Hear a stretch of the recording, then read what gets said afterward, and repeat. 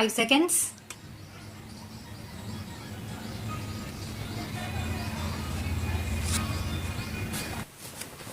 Sir, the emphasis is on the public sector, which the Prime Minister described as a core of the industrial sector as well as of the plan. It was said that the public sector was being decreed. The budget speech and the policies formulated establish that the public sector is the commanding height of the economy for us. In order to achieve that position, the public sector is being reinforced in many ways in the economy. In first 3 years of the 7th plan, a record 63% of the total 7th plan outlay in real terms has been provided. If you compare with the earlier 6th plan, it was 45%. This is in real terms and not in financial terms. This is an important aspect. This is despite the fact that there is an enormous compulsion of the increase in the non-plan expenditure. The three sectors, the defense expenditure, the large mounting interest payments, and the compulsory subsidies, which provide to maintain the public distribution system or the rural sector or the fertilizers, mainly account for 70% of the total non-plan expenditure. It will be 67% in the current year. It will be 70% of the total non-plan expenditure in 1997-98. Therefore, despite all these mounting figures, the credit goes to the sound policies of good management, fiscal management of the government, that they have been able to maintain a moment of the outlay in the public sector to 63%, which is a record at all times.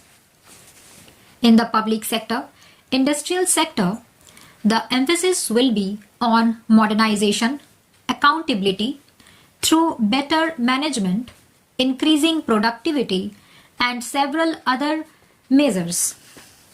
The most worrying aspect of the present situation is the mounting deficit.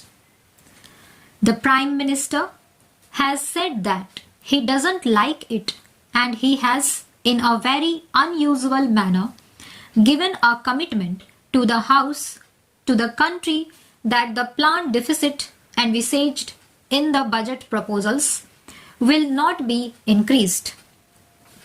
Only a man of great confidence, only a man of commitment can give this.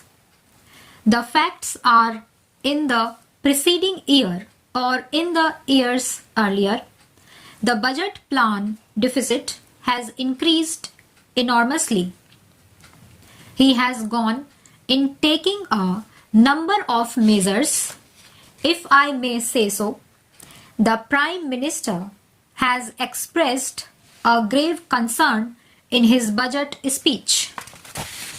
If you see the structure of the budget, the revenue receipts and the capital receipts, the expenditure is being financed more and more from the capital receipts, the non-plan expenditure being financed even more by the capital receipts.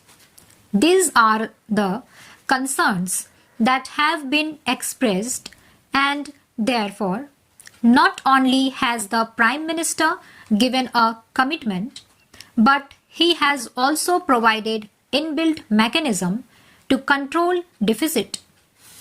For example, the budget deficit will not be allowed to increase.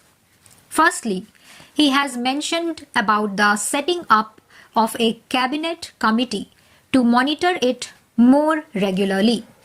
Then, the emphasis is that there is no room for wastage There is no room for ostentatious expenditure and no room for unproductive expenditure. Thirdly, the public sector must generate resources more than what it is doing. Then there is the cost-benefit ratio being established. Every rupee that is now spent must give maximum results. Financial outlays must match the achievement of physical targets.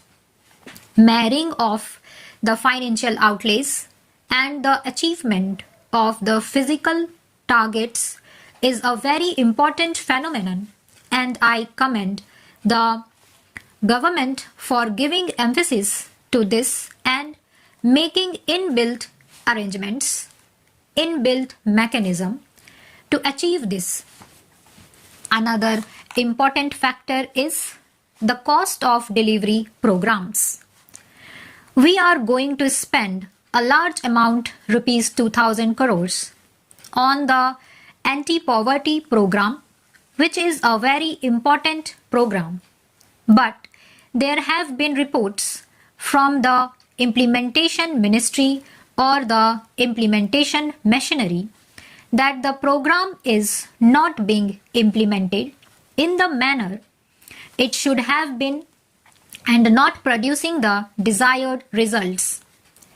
It is therefore very important that the cost of delivery of these programs is reduced and we are able to produce better results and we are able to achieve our ultimate aim. In the present situation, we are having such a large phenomenal expenditure, astronomical public expenditure, and in order to have a control over expenditure, it is necessary to create a situation in which the entire financing of the scheme becomes non-inflationary. It is very important to control the expenditure. It is also important to see that for every rupee spent, we are able to produce maximum benefit. Another innovation has been the introduction of quarterly budgeting. There is a zero-based budget and the entire policy of subsidy that is being given to that, it must reduce overheads. For that, it is necessary that there is a mechanism of quarterly budgeting, and that has been introduced with a purpose, and it is not that a cut in expenditure on certain items here, and there is going to help. What is going to help is something else. Stop.